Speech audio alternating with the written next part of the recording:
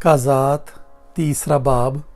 اور یہ وہ قومیں ہیں جن کو خداوند نے رہنے دیا تاکہ ان کے وسیلے سے اسرائیلیوں میں سے ان سب کو جو کنعان کی سب لڑائیوں سے واقف نہ تھے آزمائے۔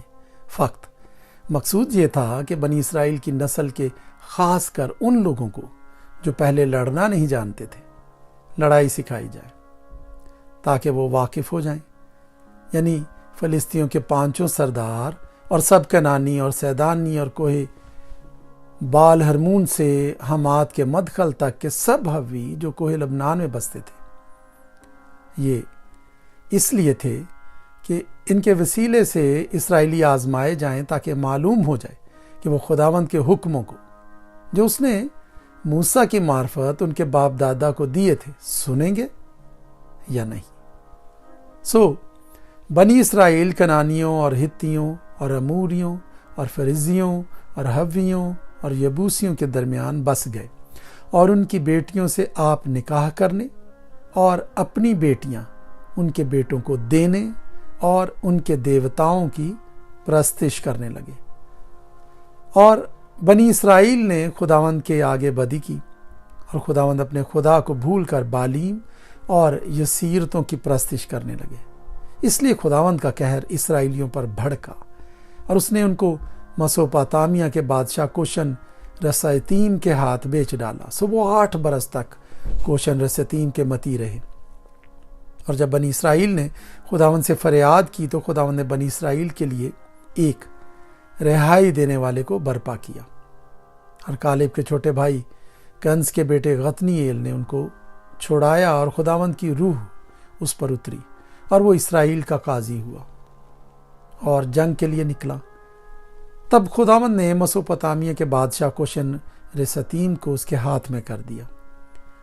اس کا ہاتھ کوشن رسیتیم پر غالب ہوا اور اس ملک میں 40 برس تک چین رہا، اور کنز کے بیٹے غتنییل نے وفات پائی، اور بنی اسرائیل نے پھر خداوند کے آگے بدی کی۔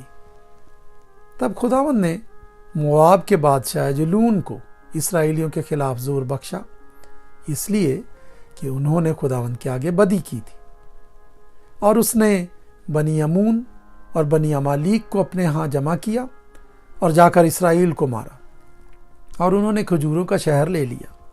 بنی اسرائیل 18 برس تک مواب کے بادشاہ جلون کے متی رہے۔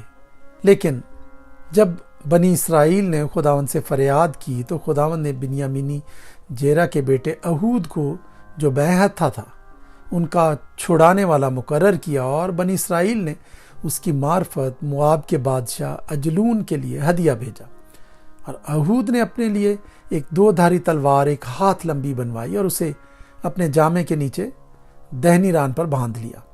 پھر اس نے مواب کے بادشاہ اجلون کے حضور وہ ہدیہ پیش کیا، اور اجلون بڑا موٹا آدمی تھا، اور جب وہ ہدیہ پیش کر چکا تو ان لوگوں کو جو ہدیہ لائے تھے رخصت کیا، اور وہ آپ اس پتھر کی کان کے پاس سے جو جلجال میں ہے لوٹ کر کہنے لگا کہ اے بادشاہ، میرے پاس تیرے لیے ایک خفیہ پیغام ہے۔ اس نے کہا خاموش رہ۔ تب وہ سب جو اس کے گرد کھڑے تھے اس کے پاس سے باہر چلے گئے۔ پھر اہود اس کے پاس آیا، اس وقت وہ اپنے ہوادار بالا خانے میں اکیلا بیٹھا تھا۔ تب اہود نے کہا تیرے لیے میرے پاس خدا کی طرف سے ایک پیغام ہے۔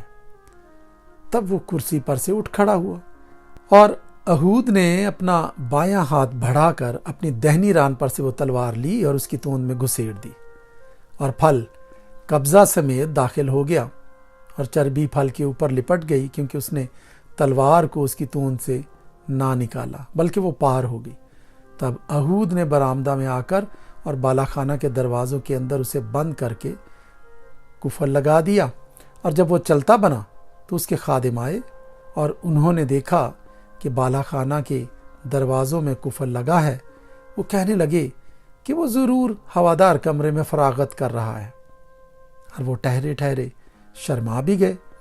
اور جب دیکھا کہ وہ بالا خانے کے دروازے نہیں کھولتا تو انہوں نے کنجی لی اور دروازے کھولے، اور دیکھا کہ ان کا آقا زمین پر مرا پڑا ہے، اور وہ ٹھہرے ہی ہوئے تھے کہ اہود اتنے میں بھاگ نکلا اور پتھر کی کان سے آگے بڑھ کر سعیرت میں جا پناہ لی، اور وہاں پہنچ کر اس نے افرائیم کے کوہستانی ملک میں نرسنگا پھونکا۔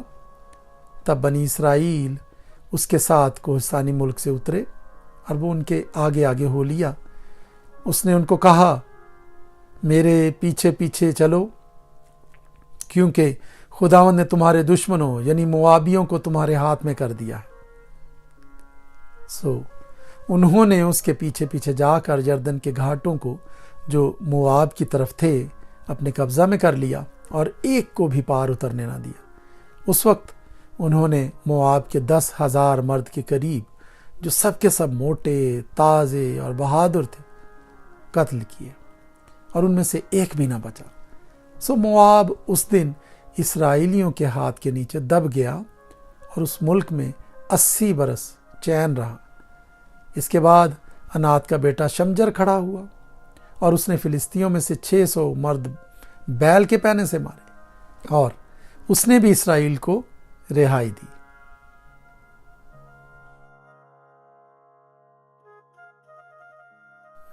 قضات 4 باب۔ اور اہود کی وفات کے بعد بنی اسرائیل نے پھر خداوند کے حضور بدی کی۔ خداوند نے ان کو کنعان کے بادشاہ یابین کے ہاتھ، جو حسور میں سلطنت کرتا تھا، بیچا، اور اس کے لشکر کے سردار کا نام سیسرا تھا۔ وہ دیگر اقوام کے شہر حروست میں رہتا تھا۔ تب بنی اسرائیل نے خداوند سے فریاد کی، کیونکہ اس کے پاس لوہے کے 900 رتھ تھے، اور اس نے 20 برس تک بنی اسرائیل کو شدت سے ستایا۔ اس وقت لفیدوت کی بیوی دبورا نبیہ بنی اسرائیل کا انصاف کیا کرتی تھی، اور وہ افرائیم کے کوہستانی ملک میں راما اور بیتیل کے درمیان دبورا کے کھجور کے درخت کے نیچے رہتی تھی، اور بنی اسرائیل اس کے پاس انصاف کے لیے آتے تھے۔ اس نے قادس نفتالی سے ابو نویم کے بیٹے برق کو بلا بھیجا اور اس سے کہا کہ کیا خداوند اسرائیل کے خدا نے حکم نہیں کیا کہ تو تبور کے پہاڑ پر چڑھ جا اور نفتالی اور بنی زبولون میں سے 10,000 آدمی اپنے ساتھ لے لے، اور میں نہر کیسون پر یابین کے لشکر کے سردار سیسرا کو اور اس کے رتھوں اور فوج کو تیرے پاس کھینچ لاؤں گا اور اسے تیرے ہاتھ میں کر دوں گا۔ اور برق نے اس سے کہا، اگر تو میرے ساتھ چلے گی تو میں جاؤں گا، پر اگر تو میرے ساتھ نہیں چلے گی تو میں نہیں جاؤں گا۔ اس نے کہا، میں ضرور تیرے ساتھ چلوں گی، لیکن اس سفر سے جو تو کرتا ہے تجھے کچھ عزت حاصل نہ ہوگی، کیونکہ خداوند سیسرا کو ایک عورت کے ہاتھ بیچ ڈالے گا۔ اور دبورا اٹھ کر برق کے ساتھ قادس کو گئی، اور برق نے زبولون اور نفتالی کو قادس میں بلایا اور 10,000 مرد اپنے ہمراہ لے کر چڑھا، اور دبورا بھی اس کے ساتھ چڑھی۔ اور ہیبرکینی نے، جو موسیٰ کے سالے حباب کی نسل سے تھا، کینیوں سے الگ ہو کر قادس کے قریب زنانینم میں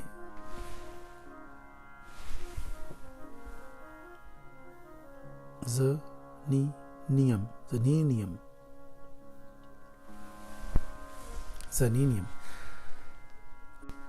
اور ہیبرکینی نے، جو موسیٰ کے سالے حباب کی نسل سے تھا، کینیوں سے الگ ہو کر قادس کے قریب زنانینیم میں بلوت کے درخت کے پاس اپنا ڈیرا ڈال لیا تھا۔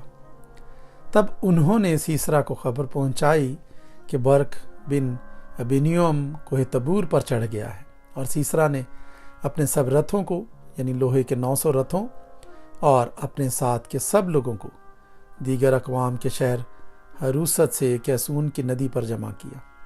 تب دبورا نے برق سے کہا کہ اٹھ، کیونکہ یہی وہ دن ہے جس میں خداوند نے سیسرا کو تیرے ہاتھ میں کر دیا ہے، کیا خداوند تیرے آگے نہیں گیا؟ تب برق اور وہ 10,000 مرد اس کے پیچھے پیچھے کوہ تبور سے اترے، اور خداوند نے سیسرا کو اور اس کے سب رتھوں اور سب لشکروں کو تلوار کی دھار سے برق کے سامنے شکست دی، اور سیسرا رتھ پر سے اتر کر پیدل بھاگا، اور برق رتھوں اور لشکر کو دیگر اقوام کے حروست شہر تک رگے دیتا گیا، चुनाचे सीसरा का सारा लश्कर तलवार से नाबूद हुआ और एक भी ना बचा। पर सीसरा हेब्रकीनी की बीवी याइल के डेरे को पैदल भाग गया, इसलिए कि हसूर के बादशाह याबीन और हेब्रकीनी के घराने में सुलह थी। तब याइल सीसरा से मिलने को निकली और उससे कहने लगी, ऐ मेरे खुदावंद, आ मेरे पास आ और हरासान ना हो।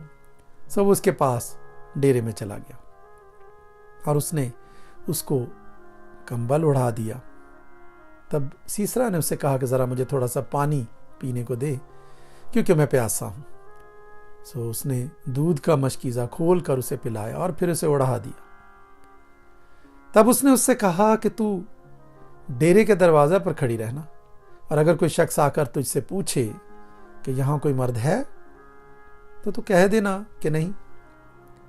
तब हेब्र की बीवी याइल डेरे की एक मेख और एक मेखचू को हाथ में ले दबे पांव उसके पास गई और मेख उसकी कनपट्टियों पर रखकर ऐसी ठुकी कि वो पार होकर जमीन में जा धसी, क्योंकि वो गहरी नींद में था। बस वो बेहोश होकर मर गया। और जब बर्क सीसरा को रगेदता आया तो याइल उससे मिलने को निकली और उससे कहा, आ जा और मैं तुझे वही शख्स जिसे तू ढूंढता है दिखाऊंगी। बस उसने उसके पास आकर देखा कि सीसरा मरा पड़ा है और मेख उसकी कनपट्टियों में है। सो खुदावंद ने उस दिन कनान के बादशाह याबीन को बनी इसराइल के सामने नीचा दिखाया, और बनी इसराइल का हाथ कनान के बादशाह याबीन पर ज्यादा गालिब ही होता गया, यहां तक कि उन्होंने शाह कनान याबीन को नेस्त कर डाला।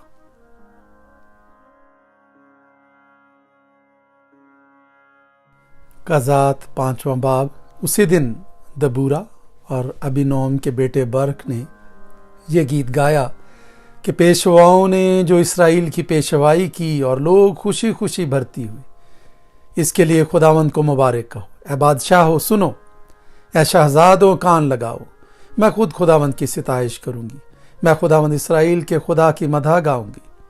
ऐ खुदावंद, जब तू शहीर से चला, जब तू अदूम के मैदान से बाहर निकला, तो जमीन कांप उठी और आसमान टूट पड़ा। हाँ, बादल बरसे, पहाड़ खुदावंद की हुजूरी के सबब से, और वो सीना भी खुदावंद इसराइल के खुदा की हुजूरी के सबब से कांप गए। अनात के बेटे शमजर के दिनों में और याइल के अयाम में शाहराहें सूनी पड़ी थी और मुसाफिर पगडंडियों से आते जाते थे।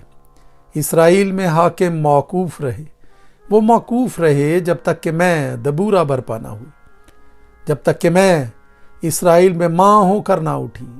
उन्होंने नए नए देवता चुन लिए, तब जंग फाटकों ही पर होने लगी। क्या 40,000 इसराइलियों में भी कोई ढाल या बर्छी दिखाई देती थी? मेरा दिल इसराइल के हाकिमों की तरफ लगा है, जो लोगों के बीच खुशी खुशी भरती हुए। तुम खुदावंद को मुबारक कहो। ऐ तुम सब जो सफ़ेद गधों पर सवार हुआ करते हो, और तुम जो नफीस गालीचों पर बैठते हो, और तुम लोग जो रास्ता चलते हो, सब इस तरह का चर्चा करो। तीर अंदाजों के शोर से दूर पनघटों में वो खुदावंद के सादे कामों का, यानी उसकी हुकूमत के उन सादे कामों का जो इसराइल में हुए, जिक्र करेंगे।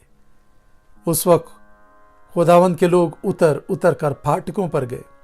जाग जाग ऐ दबूरा, जाग जाग और गीत गा। उठ है बर्क और अपने असीरों को बांध ले जा। ऐ अबीनोअम के बेटे, उस वक्त थोड़े से रईस और लोग उतर आए। खुदावंद मेरी तरफ से जबरदस्तों के मुकाबले के लिए आया।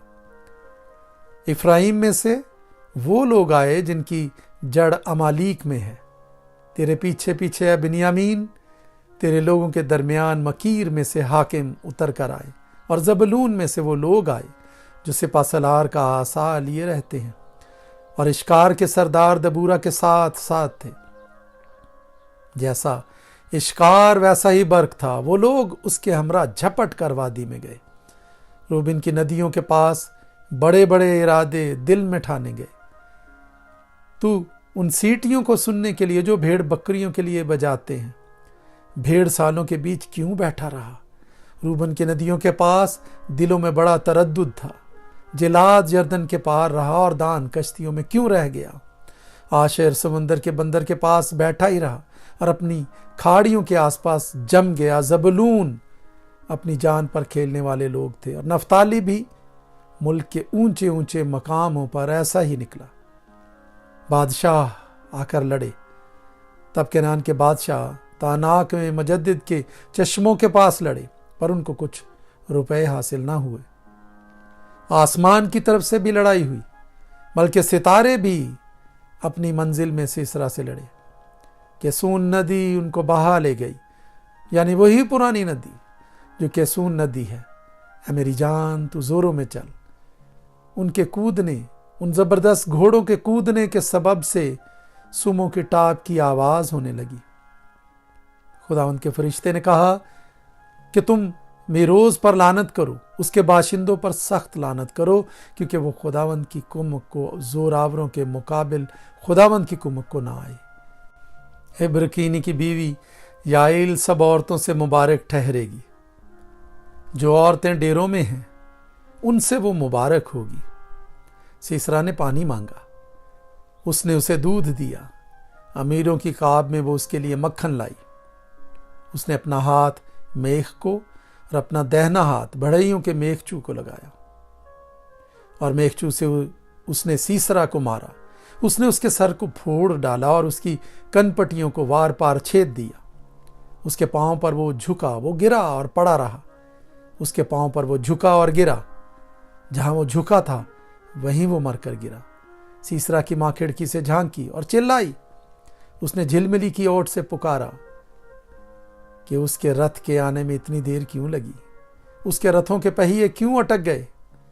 اس کی دانش مند عورتوں نے جواب دیا، بلکہ اس نے اپنے کو آپ ہی جواب دیا۔ کیا انہوں نے لوٹ کو پا کر اسے بانٹ نہیں لیا ہے؟ کیا ہر مرد کو ایک ایک بلکہ دو دو کمواریاں، اور سیسرا کو رنگا رنگ کپڑوں کی لوٹ، بلکہ بیل بوٹے کڑے ہوئے رنگا رنگ کپڑوں کی لوٹ، اور دونوں طرف بیل بوٹے کڑے ہوئے رنگا رنگ کپڑوں کی لوٹ جو اسیروں کی گردنوں پر لدی ہو نہیں ملی؟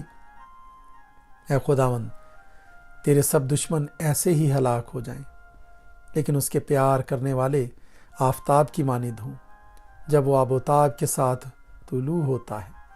اور ملک میں 40 برس امن رہا۔